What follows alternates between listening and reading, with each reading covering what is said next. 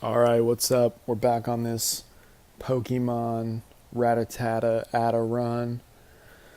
So in the last episode we beat Erica. I lost to Giovanni, but I forgot to film myself beating Giovanni, but you just have to trust me, I beat him with just a Rattata. So right off the bat, got our first battle with Koga here. I lost, spoiler alert. Koga, Koga's a fan favorite gym, so when you get in a scruffle with the big Mr. Tussle, chances are you're down. I was really scared this self-destruct here would take me out, but it didn't. We held in there. That's the thing about my Rattata, the more I spent time with him, the more I realized, he was low-key a good defender. I didn't have that many problems with moves like self-destruct.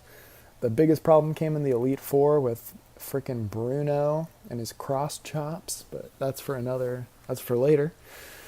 So this muck is just gonna hit me with some sludge bombs, and as you can tell, I'm kind of in this vicious cycle, and I'm speeding up because I can't handle it. I really can't. There are so many things in life we can't handle. It is, as Jean-Paul Sartre says, we must choose to cope with the emptiness of our existence. And that's exactly what I'm doing here with my rat. I am prolonging his already painful life by feeding him super potions and praying to God that he doesn't die, but alas, he dies. So I hit up the areas outside of Fushia City, or Fushisha City.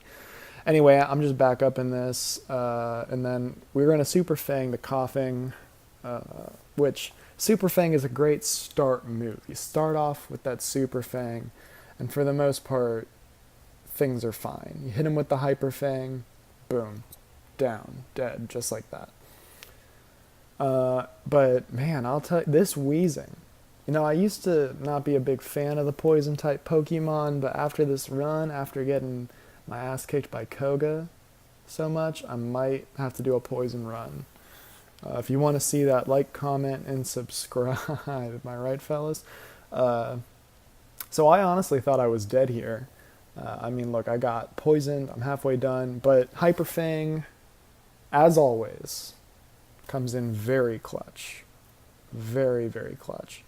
So this is embarrassing, but I forgot to film my battle with the Psychic Gym Leader, or whatever the hell she is. I'll just give you a quick spoiler on that. I used Pursuit a lot, took him out real quick.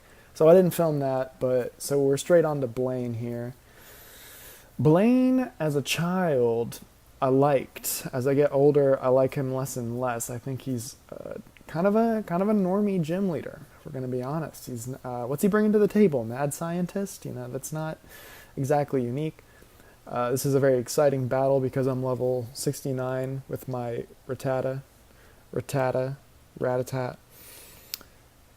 So yeah, the Growlithe is down. Ponyta's coming out. If you know what's gonna happen by now. We're gonna Hyper Fang. You know what happens when we Hyper Fang? One hit KOs. That's what happens. Not all the time.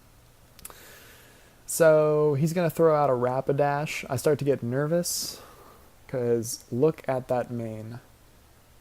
That is just one fiery mane. So I do the old Super Fang, get it at a half, praying that this Fire Blast doesn't do too much, and it does more than I thought it would. Hyper Fang, which has a low accuracy, still manages to hit. But of course, there is one more Pokemon that Blaine has, his most fearsome, the Arcanine. And I'm worried because Arcanine has really good attack. And really all Rattatat's got going for them is that Hyper Fang. So I hit him there, and I lost. For some reason, I cut out me getting killed, but I'm glad I did because it was an embarrassing loss. So now we're back. Hyper Fang, the Growlithe. No big deal. You already saw this. I guess I'll take this time just to talk about something that happened to me today. I'm having trouble socializing because I'm in a new place and I'm not very good at it. But I was at a Target today, and I thought I'd say hi to one of the workers, and I said hi, and they said, "I'm sorry, what?" And I said, "Hello," and they said, "No, like, what did you say before that?" And I said, "I didn't say anything," and they were like, "Yeah, you did," and I said, "Hi," and then we stopped talking, which I'm glad we did stop talking.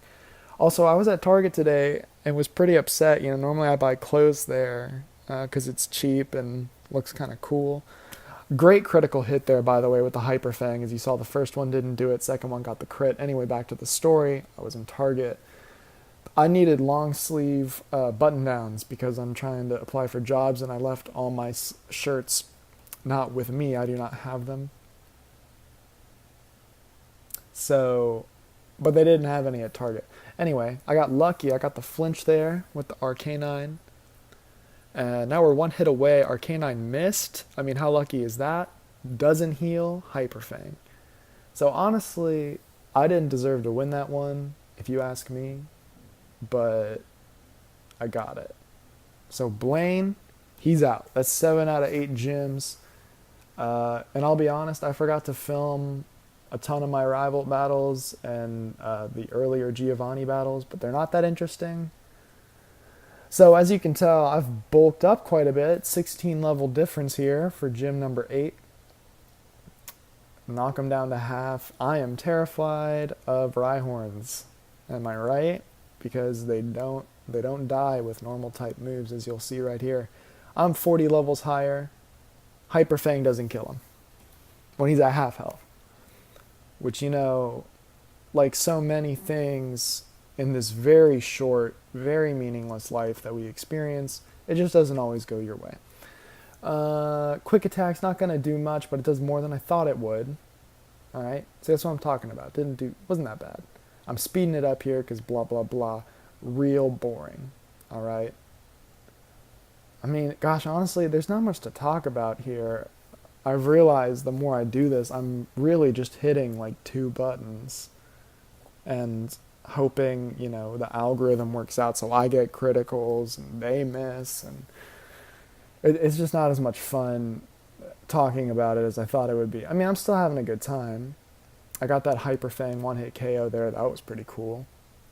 Now, Nidoking is where I start to get nervous because I know Nidoking's got a gnarly TM set. Hits me right off the back with Earthquake, which, as you'll see, doesn't do that much. Hyper Fang, I really thought this would be a one-hit KO. Oh, it is a one-hit KO. Alright, so we're not doing as bad as I thought we were. Things are going alright.